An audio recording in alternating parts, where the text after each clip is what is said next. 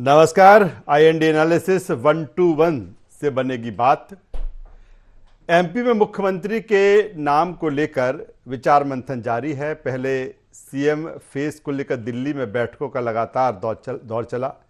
अब चेहरे के चयन को लेकर 3 पर्यवेक्षक नियुक्त किए गए हैं। इनमें हरियाणा के मुख्यमंत्री मनोहर लाल खट्टर, ओबीसी मोर्चा के राष्ट्रीय अध्यक्ष डॉक्टर के लक्ष्मण और पार्टी की राष्ट्रीय सचिव आशा लकड़ा शामिल है। ऐसा माना जा रहा है कि खट्टर और के लक्ष्मण विधायकों से 1 to 1 चर्चा कर सकते हैं। पर्यवेक्षकों की नियुक्ति में जाति संतुलन बनाया गया है।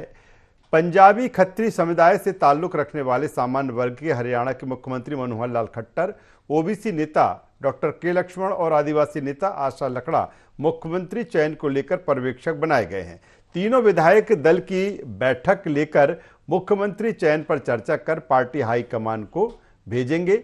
और जिस तरह से लगातार बैठकों का दौर जारी है, मैंने पहले भी कहा कि भोपाल से दिल्ली और दिल्ली से भोपाल तक जिस तरह से लगातार मंथन किया जा रहा है, 3 तारीख को नतीजे आए थे, आज 8 तारीख हो चुकी है, लेकिन अभी तक सीएम का चेहरा कौन होगा इसका फाइनल नहीं हो पाया है। और अब अलग अलग राज्यों में 3 राज्यों में जिस तरह से पर्यवेक्षक भेजे गए हैं और मध्य प्रदेश में भी 3 पर्यवेक्षक है और ये माना जा रहा है कि 10 दिसंबर को विधायक दल की बैठक होगी और ये पर्यवेक्षक उनके साथ बातचीत करेंगे। ये भी संभावना है कि 1 to 1 चर्चा भी हो सकती है। और जो तमाम सारे नाम इस दौड़ में शामिल हैं, सबसे ऊपर नाम मुख्यमंत्री शिवराज सिंह चौहान का है। इसके अलावा अगर हम बात की जाए तो प्रहलाद पटेल, नरेंद्र सिंह तोमर, दूसरी तरफ ज्योतिरादित्य सिंधिया के नाम को लेकर भी चर्चा हो रही है, कैलाश विजयवर्गीय, वीडी शर्मा। तो एक लंबी फेरहिस्त है। इसमें से ही कोई नाम होगा या फिर कुछ और सोच के पार्टी हाईकमान बैठा है या फिर एक बार फिर शिवराज सिंह चौहान मुख्यमंत्री होंगे। तमाम सारी चीजें हैं जो मुझे लगता है कि 1-2 दिन में सामने आएंगी। आज इसी पर चर्चा करेंगे, बातचीत करेंगे। चर्चा शुरू करें, पहले मेहमानों के पास चलते हैं, आपका परिचय करा देते हैं, फिर इस चर्चा को हम आगे बढ़ाएंगे। 3 मेहमान हमारे साथ जुड़ रहे हैं। तो जिस तरह से लगातार सीएम फेस को लेकर पूरा पैनल हमारे साथ में है, हमारे साथ में है रमेश शर्मा जी, वरिष्ठ पत्रकार, स्वागत करूंगा रमेश जी आपका। हमारे साथ में है ब्रिजराज सिंह, मीडिया पैनलिस्ट हैं भारतीय जनता पार्टी के, स्वागत करूंगा ब्रिजराज जी आपका। और हमारे साथ में है कांग्रेस के युवा नेता प्रदेश प्रवक्ता अभिनव बरौलिया जी। अभिनव जी आपका भी स्वागत करता हूं। सबसे पहले रमेश जी मैं आपके पास में आता हूं। जिस तरह से 3 तारीख के बाद आज 8 तारीख, तकरीबन 5 से 6 दिन का समय हो चुका है और लगातार हम बात करते आ रहे हैं कि दिल्ली में इसको लेकर मंथन चल रहा है, चिंतन चल रहा है कि आखिर वो कौन सा चेहरा होगा। तमाम सारे फार्मूले तलाशे जा रहे हैं। ये भी कहा जा रहा है कि मुख्यमंत्री के अलावा डिप्टी सीएम को लेकर भी चर्चा हो रही है। अब पर्यवेक्षक नियुक्त कर दिए गए हैं रमेश शर्मा साहब। मैं समझना चाहूँगा ये पर्यवेक्षकों का सर क्या काम, ये विधायक दल की बैठक करेंगे, 1 to 1 चर्चा भी कर सकते हैं और चर्चा के बाद ये रिपोर्ट केंद्रीय नेतृत्व के बाद पास भेजेंगे, या फिर पहले से सारा कुछ तय है या फिर रस्म अदायगी होगी? क्या माना जाए रमेश जी इसको लेके? देखिए, मुझे लग रहा है कि पहले से लगभग ये तय हो गया होगा, क्योंकि अगर आप देखें कि रिजल्ट के बाद से भारतीय जनता पार्टी के केंद्रीय नेताओं में से कोई ऐसा नेता नहीं है जिनकी बातचीत सीधी मुख्यमंत्री शिवराज सिंह चौहान जी से ना हुई हो। उसमें नरेंद्र मोदी जी भी हैं, अमित शाह जी भी हैं, नड्डा जी भी हैं, भूपेंद्र यादव जी भी हैं। इन सब की बातचीत मुख्यमंत्री जी से हो चुकी है। दूसरे ये जो प्रमुख लोग थे जिनके आसपास भारतीय जनता पार्टी का चुनाव रहा है, उसमें भूपेंद्र यादव है, अश्विनी वैष्णव है, शिव प्रकाश जी है, नड्डा जी हैं, या अगर हम मध्य प्रदेश के लोगों को समझें तो उसमें नरेंद्र तोमर जी है, कैलाश विजयवर्गीय जी है, प्रहलाद पटेल हैं, जितने लोग हैं, बीडी शर्मा जी हैं, इन सब की बातचीत भी ऐसा सुनने में आया है कि भारतीय जनता पार्टी के सभी वरिष्ठ नेताओं से हो चुकी है। संसदीय दल की बैठक भी हो चुकी है वो बंटू। तो मुझे जो लग रहा है कि कम से कम 4 नाम उन्होंने तय किए होंगे और 4 नामों में से मुख्यमंत्री कौन रहे ये नाम तय कर लिया होगा, ये अनुमान है। दो उप मुख्यमंत्री हो सकते हैं, वो कौन चेहरे हों ये नाम भी तय हो गया होगा, और विधानसभा अध्यक्ष कौन होगा ये तय हो गया होगा, और ये जो प्राथमिकताएं उन्होंने चारों की तय की होंगी, ये दो चीजों को, तीन चीजों को ध्यान में रख करके उन्होंने तय की होंगी। एक तो मध्य प्रदेश के क्षेत्र के अनुसार कि महाकौशल से चेहरा कौन होगा, बिंद से कौन होगा, मालवा से कौन होगा, मध्य भारत से कौन होगा, और महिला कौन होगी। एक इन चारों में से मेरी जो अनुमान है उसके मुझे लग रहा है कि एक तो महिला जरूर होगी, एक आदिवासी चेहरा होगा, एक ओबीसी होगा, एक सामान्य वर्ग होगा, और एक सेवा वर्ग से होगा। तो कुल मिलाकर के तो क्या जिस तरह की चीजें आप कह रहे हैं, तो इसमें ये मान लिया जाए कि सीएम के साथ डिप्टी सीएम का भी फॉर्मूला होगा इसमें? जी, मुझे लग रहा है 2 डिप्टी सीएम कम से कम हो सकते हैं। चलिए, मैं वापस रमेश जी के पास आऊंगा। अब आता हूं बृजराज सिंह जी के पास में।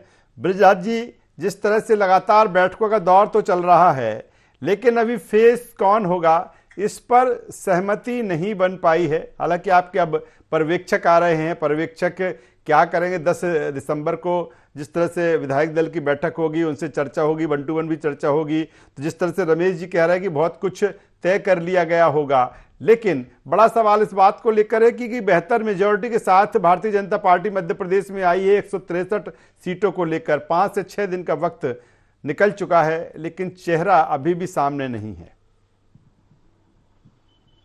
राजेश जी, चेहरा सामने नहीं है, लेकिन मुख्यमंत्री शिवराज जी अभी भी लीड कर रहे हैं, सरकार में हैं, आज वो मुख्यमंत्री हैं। तो मुझे नहीं लगता कि कहीं कोई समस्या है इस चीज में। और इतना बड़ा मैंडेट बृजराज जी, लीड करने का मतलब, लीड करने का आशा ये है कि सबसे ऊपर नाम उनका है, शिवराज जी का? बहुत छोटा सा कार्यकर्ता हूं साहब, इन सब चीजों पे अपनी टिप्पणी नहीं कर सकता। लेकिन आप ये देखिए कि इतना बड़ा हमको मैंडेट मिला है, जनता का आशीर्वाद मिला है, तो चीजें जनता को डिलीवर करना है। जिम्मेदारी से सारी चीजें चर्चा की जा रही है, कैसे कैसे क्या क्या करना होगा, किस फेस में। हमारी सरकार डिलीवरी पे फोकस करती है, तो डिलीवरी देने के लिए कौन कौन व्यक्ति किस किस जिम्मेदारी के पद पर आएगा, उन सब चीजों को ध्यान में रखते हुए चिंतन मंथन चल रहा है। भारतीय जनता पार्टी इस तरह की पार्टी नहीं है कि कहीं से एक पर्ची लिख के आती है, इसको मुख्यमंत्री बना दीजिए, इसको मंत्री बना दीजिए, ये सब नहीं होता है।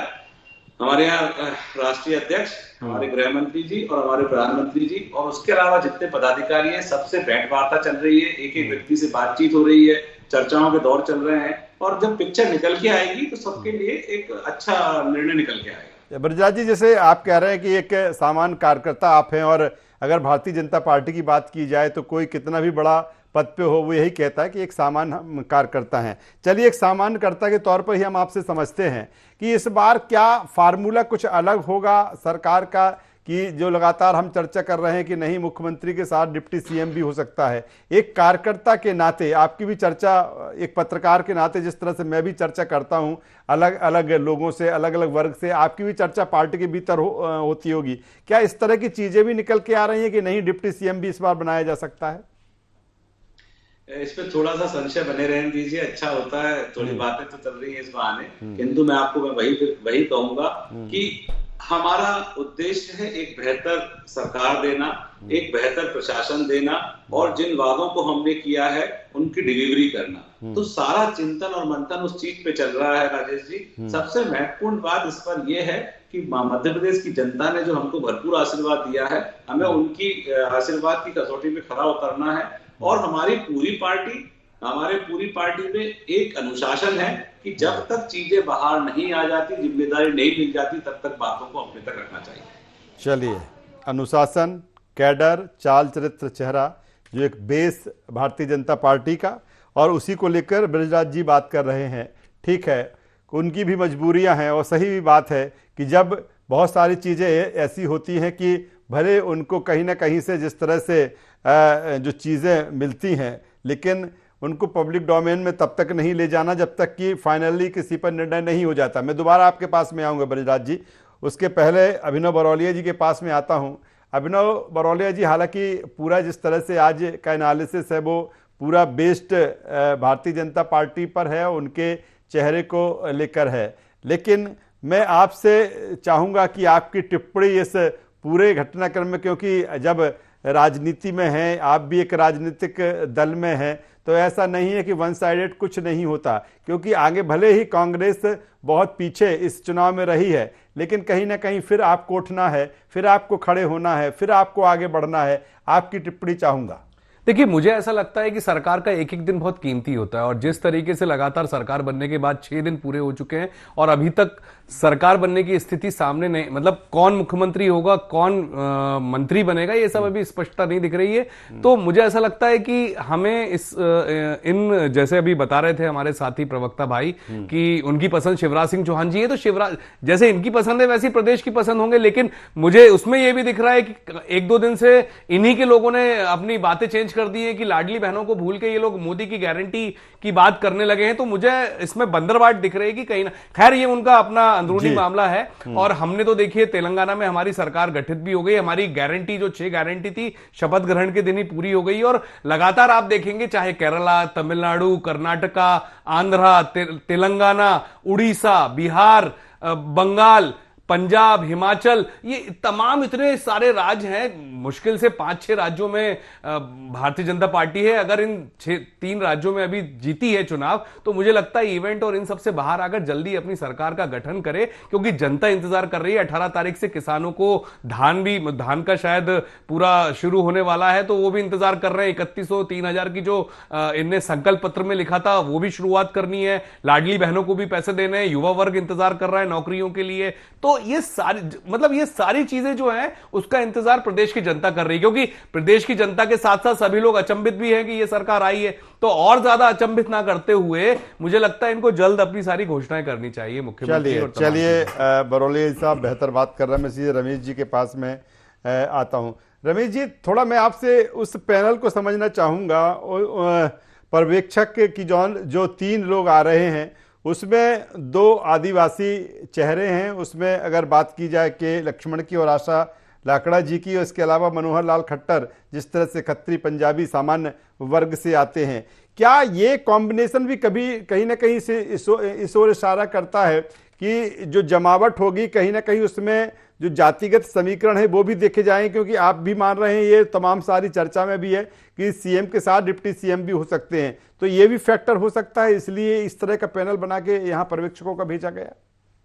ये बिल्कुल आपने ठीक कहा, कहीं ना कहीं इस बात पर जरूर विचार होगा। और 3 में आपने अगर देखा होगा कि एक महिला भी इसमें उन्होंने शामिल की हुई है, मतलब है ना। तो आशा लाकड़ा जी, ये जो हाँ, तो कुल मिलाकर के जिस तरीके से 3 पर्यवेक्षकों में का चयन किया है, इसी प्रकार मान करके चलिए कि जो भी भावी मुख्यमंत्री होगा, अगर या तो शिवराज कंटिन्यू करेंगे, क्योंकि लाडली बहना योजना निश्चित रूप से वो प्रभावी रही है। और उसको हम इस तरीके से भी देख सकते हैं कि अगर मध्य प्रदेश में लाडली बहना थी, तो कहीं ना कहीं भाजपा हाईकमान ने इसको पसंद किया होगा और इसको फिर मातृ वंदना के रूप में राजस्थान में संकल्प पत्र में लिया है, और महतारी वंदना के रूप में उन्होंने छत्तीसगढ़ में लिया। तो कुल मिलाकर के या तो शिवराज कंटिन्यू करेंगे, और अगर शिवराज कंटिन्यू नहीं करेंगे तो वो कहीं ना कहीं क्षेत्र और जाति को, यद्यपि भाजपा वाले सबका साथ, सबका विकास, सबके विश्वास की बात करते हैं, लेकिन जिस तरीके से इन दोनों अब जातियों की बात चल रही है, तो वो खुद को इससे अलग नहीं कर सकते। और अगर सीएम का चेहरा ओबीसी का होगा, तो मान करके चलिए कि उसमें आदिवासी वर्ग का, अनुसूचित जनजाति का और अन्य वर्गों, सामान्य वर्ग के 2 डिप्टी सीएम, या अगर मान लीजिए नहीं लिया उन्होंने, तो उसको फिर किसी को विधानसभा अध्यक्ष के रूप में, ये कहीं ना कहीं एक फेरबदल कर सकते हैं। और बहुत संभव है कि कहीं ना कहीं कोई ऐसा चेहरा भी वो लेकर के आ जाए जो विधायक ना हो, क्योंकि इससे पहले उन्होंने अगर चुने थे, उनका जो इतिहास रहा है भाजपा वालों का, उत्तर प्रदेश में जब पहली बार उन्होंने योगी जी का नाम लिया था, किसी की कल्पना में नहीं था, वो विधायक भी नहीं थे। ठीक उसी प्रकार उन्होंने उत्तराखंड में जब धामी जी को चुना, या खड्डर जी को चुना, या हेमंत को चुना असम में, या गुजरात के मुख्यमंत्री को चुना, तो कुल मिलाकर के कई बार वो बिल्कुल नए नाम भी लेकर आते हैं। लेकिन राजेश जी, जो नाम होगा वो कम से कम उसमें 2 लोगों की समान सहमति होगी। एक शिवराज सिंह चौहान की सहमति होगी और दूसरा भाजपा संगठन की सहमति होगी। जी चलिए रमेश जी, एक बेहतर बात जिस तरह से मैं और जानना चाहूंगा, जब ऑब्जर्वर की नियुक्ति हो चुकी है और अब मुझे लगता है कल या परसों ये भी जिस तरह से आ रही है बात की 10 तारीख को 10 दिसंबर को रविवार के दिन विधायक दल की बैठक होगी और ये जो ऑब्जर्वर बनाए गए हैं ये अपना काम शुरू करेंगे। क्या जो चर्चा इस बात को लेकर भी है कि 1-to-1 चर्चा भी हो सकती है, क्या ये भी संभव है कि 163 विधायक हैं उनके साथ 1-to-1 चर्चा हो और जो नाम दिल्ली से चले हों या वो लेकर आए हों या फिर नहीं लेकर आए हों तो यहाँ देखा जाए कि मैंडेट किस तरफ से है तो फिर वो नाम फाइनलाइज करके वो दिल्ली भेजा जाए, तो क्या 1-to-1 चर्चा भी संभव है रमेश जी?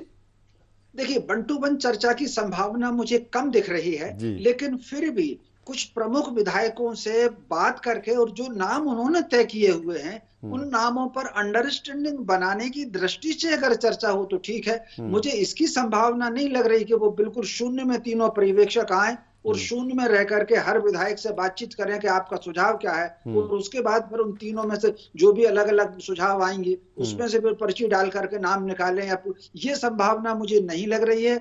नाम बिल्कुल तय हो गया होगा और नाम चुनाव के पहले ही तय हो गया होगा।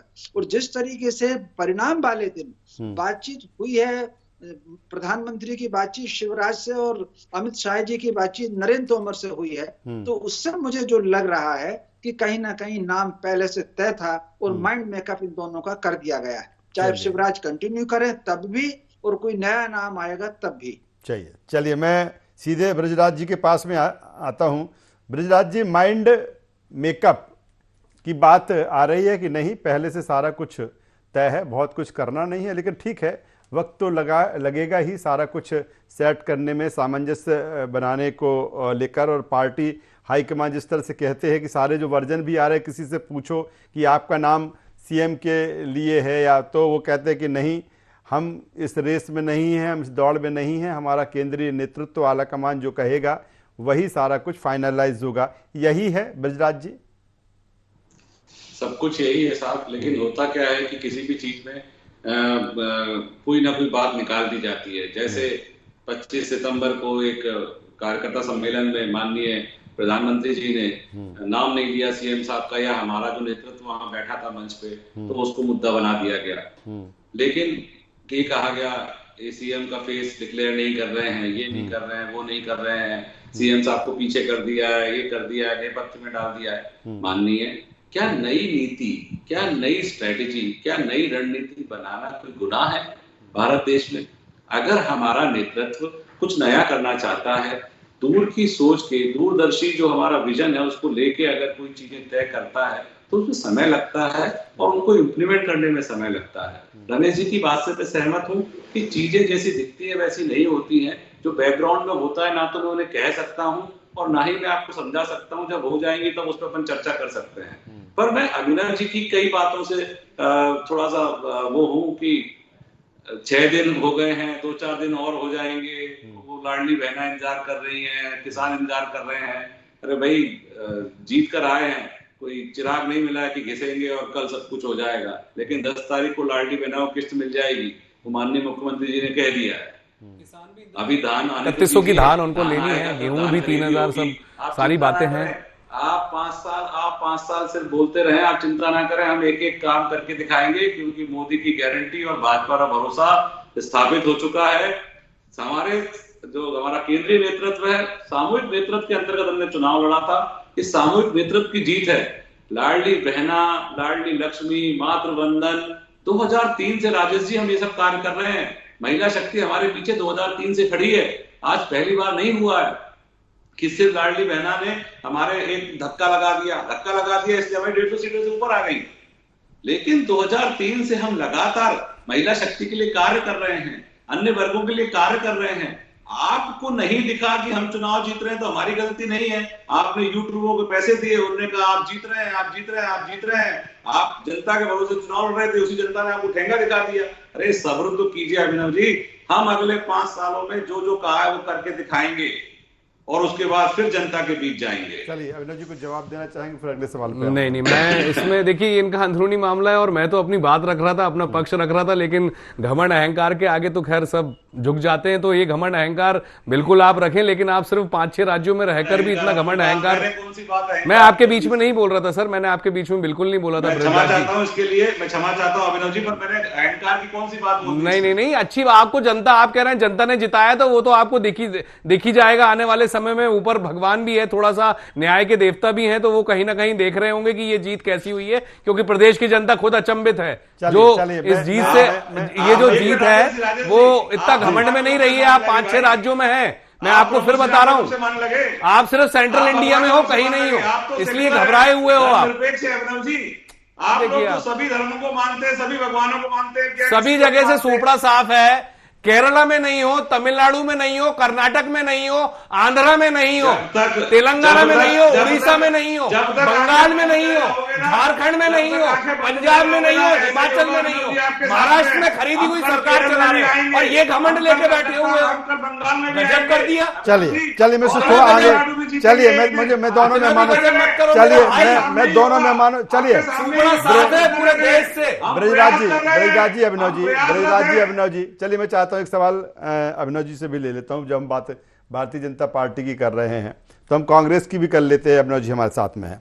अभिनव जी, जिस तरह से देखा जाए, आपकी भी आज बैठक जिस तरह से चल रही है, हार की समीक्षा है, मंथन है, चिंतन है, कारण है, तमाम सारी चीजें, क्या जिस तरह से आप कह रहे हैं कि नहीं ठीक है, मैंने पहले भी वो लाइन कही कि फिर आपको भी एक नए सिरे से खड़ा होना है, आगे बढ़ना है, क्या अब मध्य प्रदेश में कांग्रेस एक नए सिरे से तैयार होगी? उसकी तैयारी है कि नहीं, अब नए सिरे से जमावट की जाए, नए समय से तैयार किया जाए? अभी आपको लोकसभा चुनाव में जाना है, फिर धीरे समय आपको आगे बढ़ना है, क्या कहेंगे? देखिए, कमलनाथ जी के सर्वमान नेतृत्व में, और सभी हमारे सर्वमान चेहरा भी थे, और उनके नेतृत्व में सभी ने पूरी ताकत से काम किया, सारे नेताओं ने, मध्य प्रदेश के सारे नेताओं ने। आज स्थिति सबके सामने है, रिजल्ट भी, हमारी अभी मीटिंग भी हुई थी, उसमें भी सारे विधायकों की रिपोर्ट आनी है 7 दिन के बाद, कि किस तरीके से कई लोगों के, आपने पता होगा उस पर कई बार डिबेट भी हो चुकी है, तो वो रिजल्ट भी आना है। उसके बाद आगे जो राष्ट्रीय नेतृत्व और हमारा जो है वो डिसाइड करेगा कि आगे की क्या रणनीति है, क्योंकि आगे लोकसभा चुनाव है। लोकसभा में भी हमको पूरी ताकत, जिस ताकत से जनता के साथ अभी हमने चुनाव लड़ा था, उसी ताकत से हम चुनाव लड़ेंगे लोकसभा का।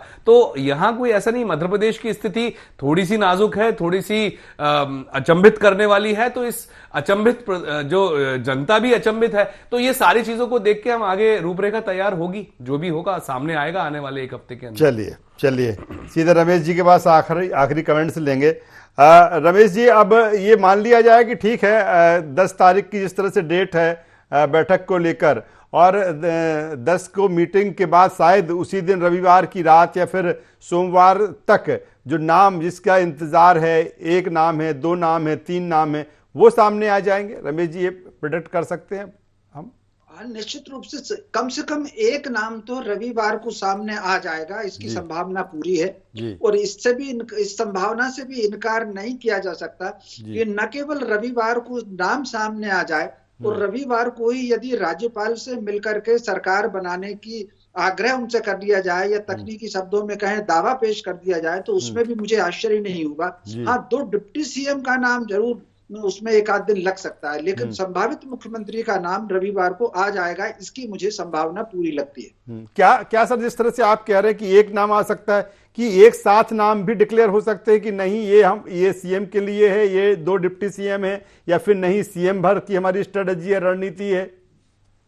देखिए, डिक्लेरेशन तो 1 नाम का ही संभावना दिख रही है। हो सकता है वो 2 डिप्टी सीएम भी उसी दिन घोषित कर दें, लेकिन कम से कम मुख्यमंत्री का नाम संसदीय विधायक दल की बैठक के साथ ही रविवार को सामने आ जाएगा। इस संभावना बहुत प्रबल संभावना है। 2 डिप्टी सीएम का या तो उसी दिन हो सकता है, अथवा फिर शपथ ग्रहण वाले सर, एक बात और, क्या जिस तरह से मध्य प्रदेश के अलावा राजस्थान और छत्तीसगढ़ को लेकर भी लगातार चर्चा चल रही है, क्या उसको लेकर भी कि नहीं तीनों राज्यों में एक सहमति बन जाए, फिर हम डिक्लेयर करें? कहीं ना कहीं ये चीजें, अगर राजस्थान में कुछ देरी है तो वो इस तरह की चीजें इफेक्ट मध्य प्रदेश में डाल सकती है कि नहीं, मध्य प्रदेश का मैटर अलग है, वहां ऐसी फाइनल होता है, नाम सामने कर दिया जाएगा?